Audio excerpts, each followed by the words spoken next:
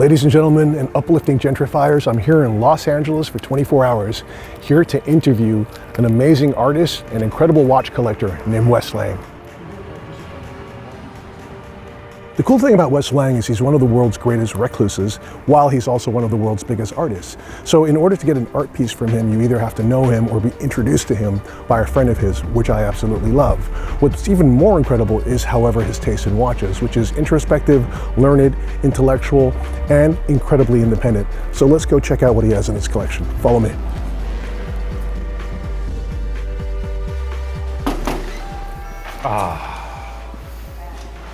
What's going on, dude? How are you? Spider! It is. Great to see you, bro. Dude, I love this space. Thanks, man. What are you wearing? So this is our next collab. It's Parmigiani Fleurier Tonda PF, but with a purple dial. Now I need to get another job. What are you wearing? Dude, what is that? Like,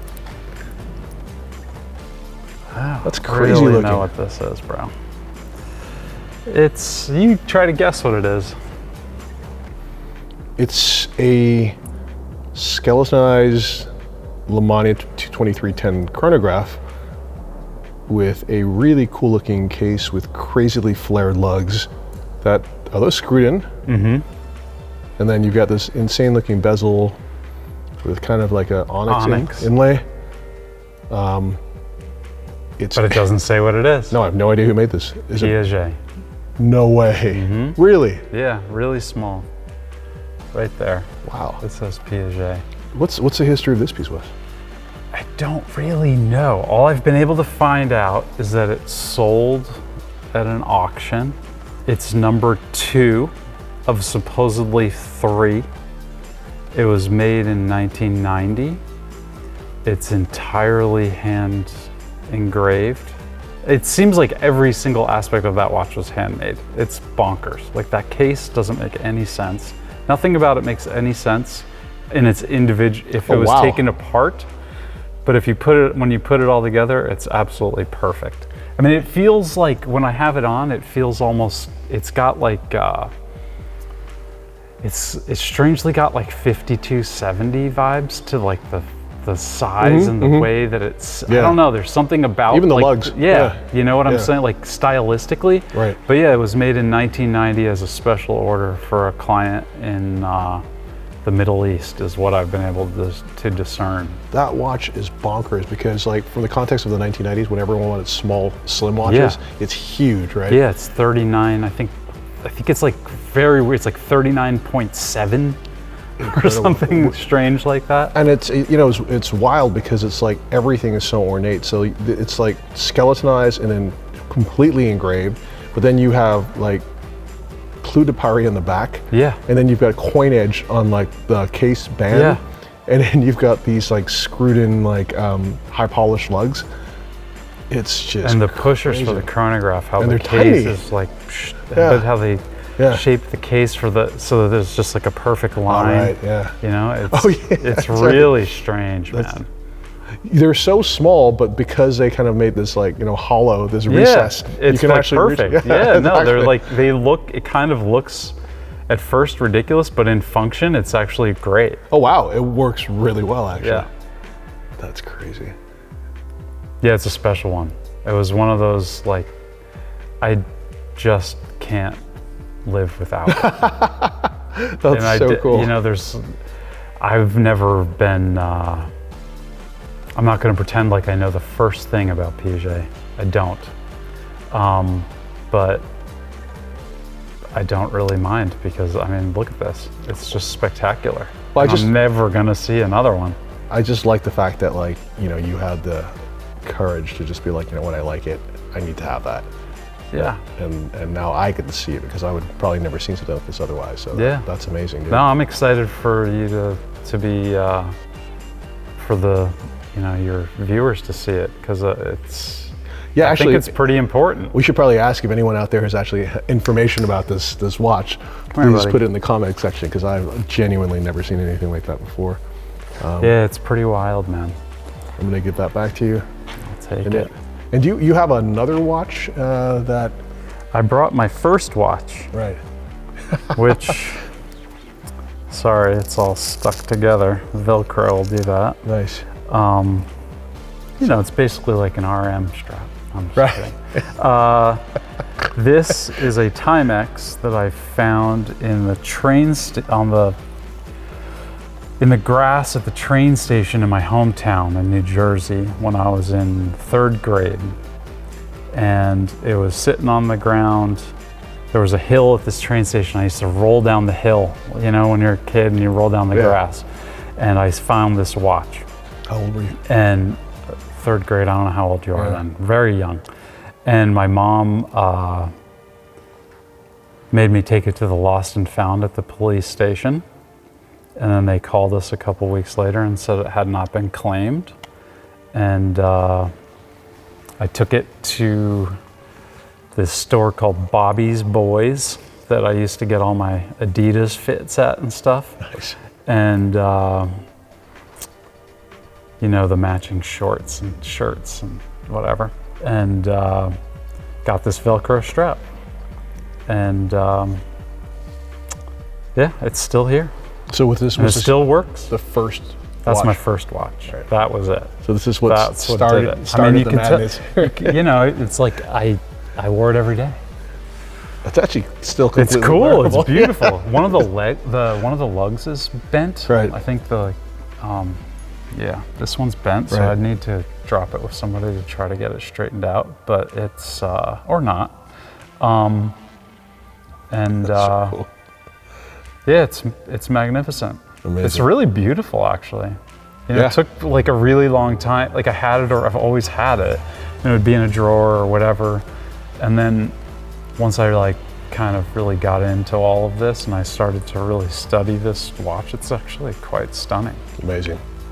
Well, bro, let's go have a seat and talk about watches. Let's do it, man.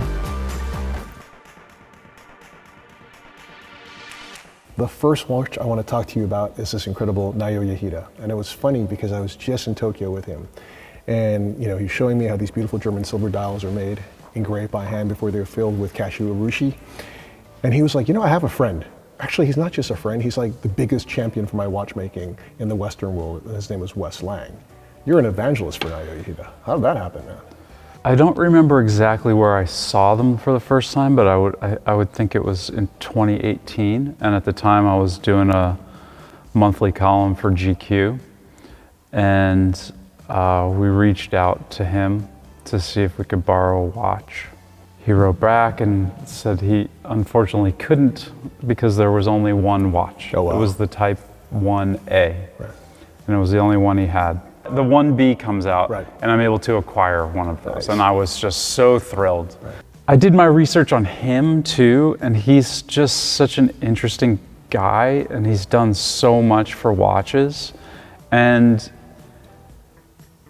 like taking cues from somebody as cool as him is like, you know, we're lucky that he exists. The guy's got crazy style, great taste in watches, great knowledge of watches, and he decided to make a watch that was what he wanted because he couldn't find what he wanted, or he couldn't, maybe, I feel like I've read or heard him say that he couldn't like afford things that he wanted because they were just so out of reach. So for him to like take on this as purely out of passion and desire for himself, I found quite admirable. I think you're the only person I know that has an example of each of them, right? I've never met somebody that has, I mean, they're so rare. Right. And they're really, like you gotta get it. Because a lot of people will complain, it's $20,000, like that's a lot of money.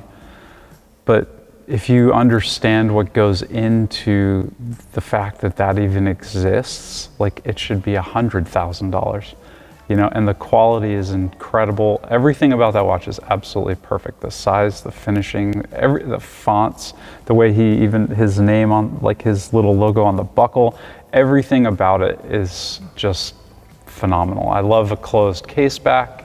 Me too. You know, that two-tone one, I'm not a two-tone guy. I've tried. in the past, but then he does this, and it's not a two-tone watch.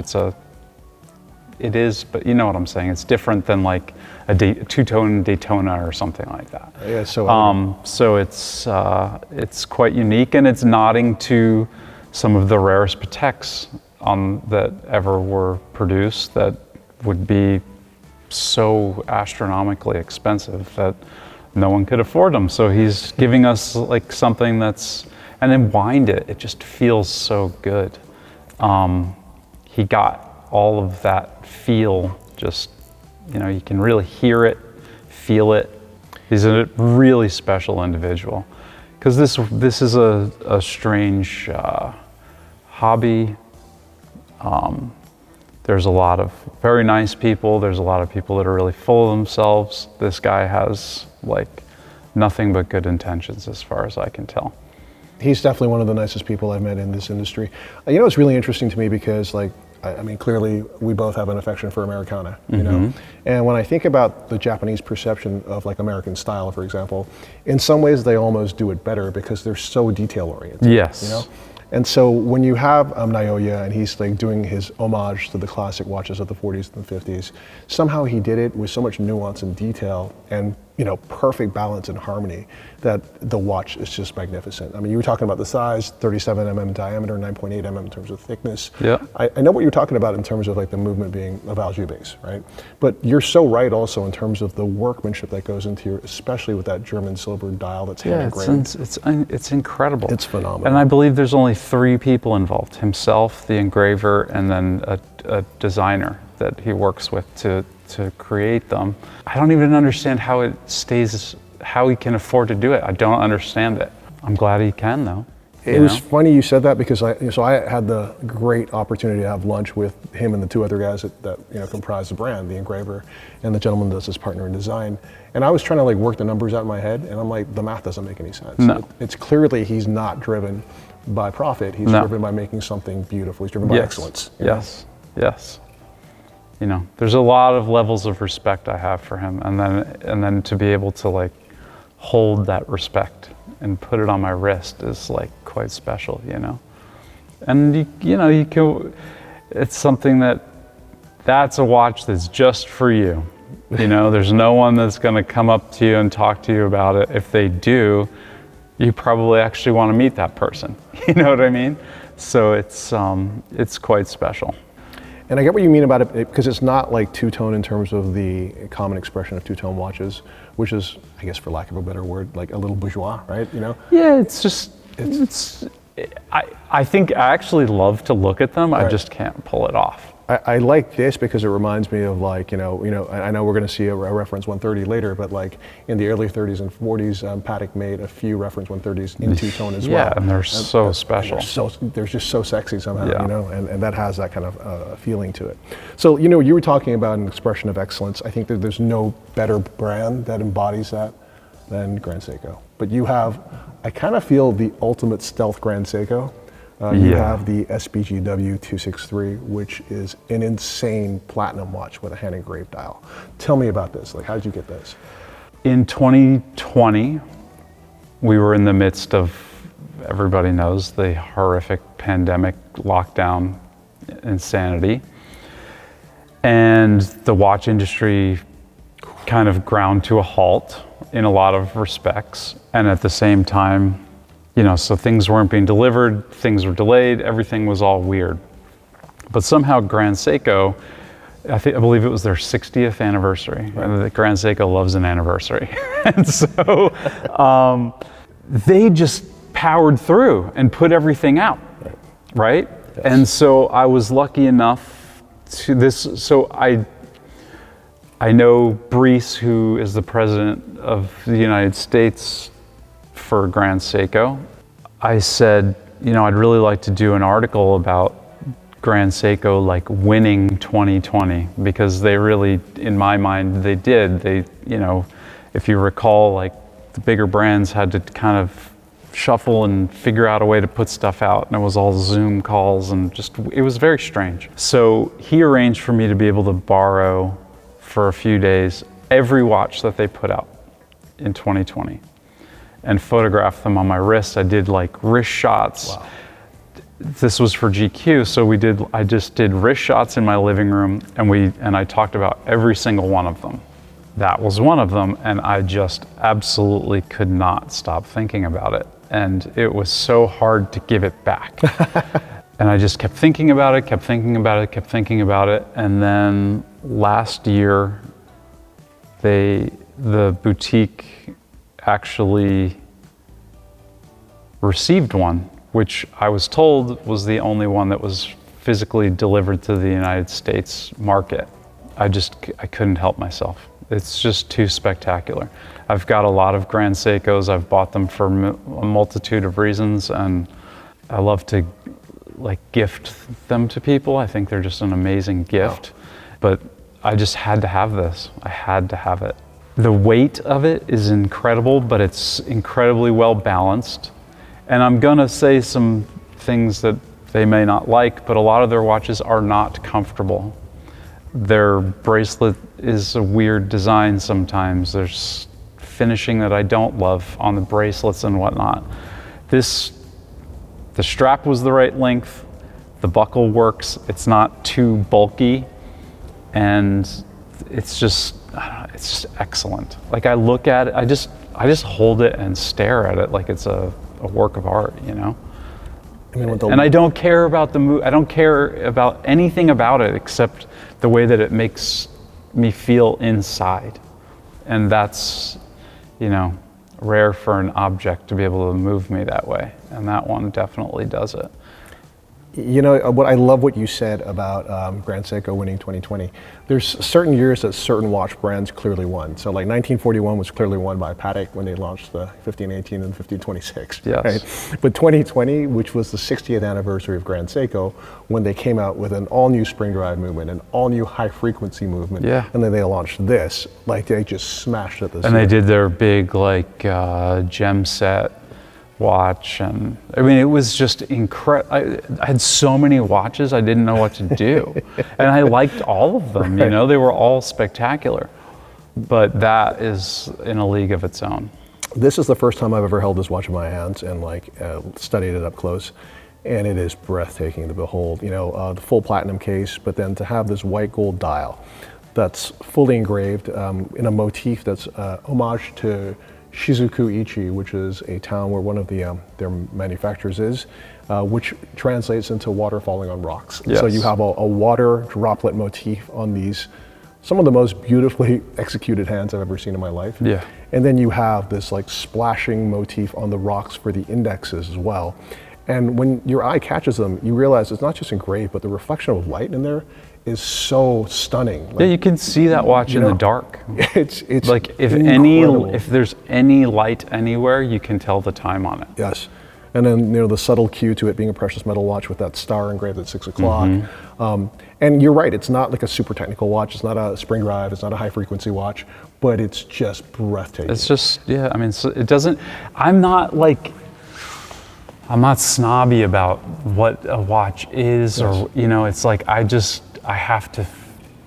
it has to speak to me, and that one like continues to and always will. That's one I will just absolutely never get rid of. I mean, the things that we have in front of us are things that are very dear to me that I will just always keep. Talk to me a little bit about that, because you mentioned how your interest in his watches created a friendship with Naoya Hida.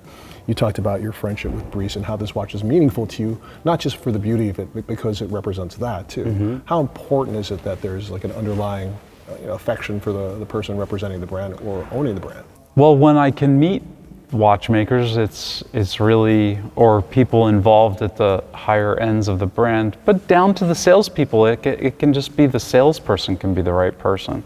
The kid that runs the boutique in Beverly Hills is like just a fantastic, nice human being. Yeah, the relationships in everything that I've acquired has been incredibly important.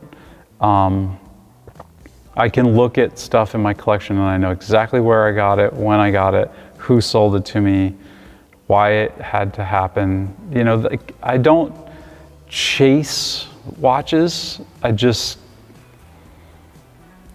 if I want one, I just think about it, and somehow the phone rings. Really? Yeah. So you manifest them. Yeah, I mean, I'm a great believer in that. Right. You know, I don't think that, you know, this can very easily drive people mad, because you guys and all your counterparts in the world that put out journalism about, you know, and Instagram and all these things that are just like pushing this stuff in our faces, and it makes you like, it can make you like really, really, I gotta have that. You don't understand, I have to have it. I've heard that so many times from friends of mine, and I've been guilty of it. You know, I've learned to not feel that way, but yeah, relationships are incredibly important. I mean, I don't interact with very many people ever. I'm pretty monastic in my lifestyle. So if I'm going to acquire something, it's usually because of I value the interaction with getting it, instead of just, you know, looking on chrono and trying to get something, you know? Sure. So, I don't know. The relationships are really important. I mean, the relationship I have with you is why I'm sitting here. Thank you. You know? Yeah. Incidentally, it's remarkably hard to find any information about you whatsoever on the internet, which I think is incredibly cool, right? Yeah. I don't crave attention. I crave time to work. We live in an era where everybody wants everybody to know everything about everything that they're doing 24 hours a day, and I just can't understand it. I watch my friends that live that way, and they're fucking insufferable. They're so anxious about everything. Oh wait, no, we need to take a picture. And I'm like, I don't want to take a picture. Right. I just want to talk to you, you know? I know I'm very alone in that behavior. I wish I wasn't.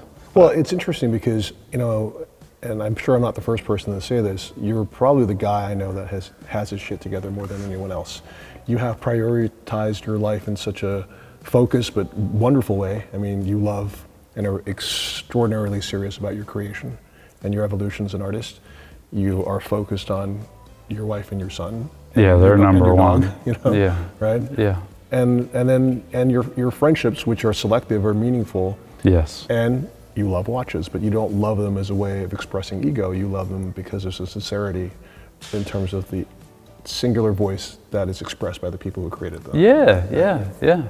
You know, I mean, I don't know if you'll notice this, but like I set all the watches to the right times because I have like, you know, I respect that each of these exist, and if they're going to be out and we're going to be showing them, they should be alive and running and on time, you know? I'm so sorry, I think I fucked up the... Oh, I don't care, but I mean, and it's like, you know, like they're, you know, I love nothing more than deciding what I'm going to wear, right. Taking the time to set it, and then checking if it's running well later in the day, and, you know, that's a big part of it. Because I actually like use watches. Like I use them to tell the time. I use them, I love chronographs, so I use them to time all different kinds of things. I cook with them, I do exercise with wristwatches instead of, you know, the phone or whatever, or Apple Watch. I don't have an Apple Watch. I will never have an Apple Watch. They figured out how to tell time a long ass time ago. We don't need like some newfangled digital version of it right. to get by. This is all I need. And you enter kind of into an emotional connection with every watch as a result of that. Well, because you know, if you're timing it, you got to pay attention to it. So you're looking at it, you're studying it, you're interacting with it. It's doing a job for you. Right. It's performing. It just doesn't even make any sense to me how this shit works. Actually, like I don't understand it. As many of these as I've held, as much as it can be explained to me, I still don't get it. You know, and I don't think I really want to. It's more fun to just think of it as like magic. It's funny because actually, if you think about it, this little engine with a wheel that's just kind of going back and forth, breaking time into fractions of a second. That's ridiculous. That shouldn't work at all. No, it shouldn't work at all. And yet somehow it does. Yeah, and all day, every day, there's so many watches in the world. People need them. You know, like for us, it's like a focus and a big part of our identity. But you look around, I mean, I'm always looking, I'm sure you do too. You look at what people have on their wrists, it's like everybody's got a watch on, you know? Sadly, a lot of them, again, are Apple Watches these days. But it's funny, you know, you see like delivery guys, they'll have their Apple Watch in, their regular mechanical watch on, and I like that. I like that too. Yeah. So you were mentioning relationships are important to you. We're going to look now at 2 vintage watches, which you got from guys who are friends of yours as well. Maybe we can start with the pink on pink Vacheron 4178. Yeah, I got that from Adam Golden. Menta watches. Menta. I love him. He's great. And he's a character. Have a soft place in my heart for that guy. We met through Yasik, who has Tropical Watch, and we got to talking, and he had that watch up. He had just, I think, had recently acquired it, I think, from a show. But I've always loved Vacheron. I've got a great relationship with the brand, and I'm not a big vintage guy. I've dipped my toes in the water over the years, but have gotten out of pretty much everything except that watch and the Patek that we have here. Those are my 2 vintage watches, really. Really? I might have old Seikos and stuff like that, but serious watches, it's just, I'm not willing to put in the time to figure it out. You know, it's just too daunting of a task for me. Sure. But he had that, and it really spoke to me, and that pink on pink is such a special look. It's like holy grail, like, oh, you know, stunning. kind of glowing. And it's a double signed watch, which is pretty cool. Yeah, there's a Turler signature at 6 o'clock here as well. And so, you know, it's just, that's how I started my friendship with him.